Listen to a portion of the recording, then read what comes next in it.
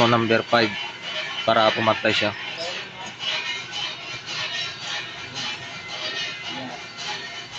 Ay mga idol, nakikita nyo.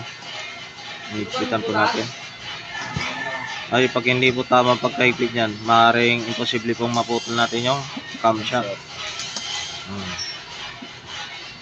Ayan.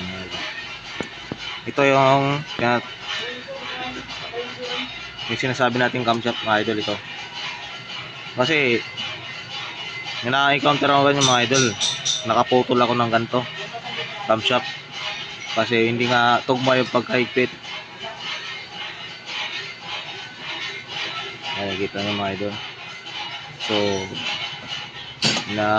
higpit po natin ng alalay lang muna. Tsaka po natin i-finish ng higpit pag nakababa na po lahat.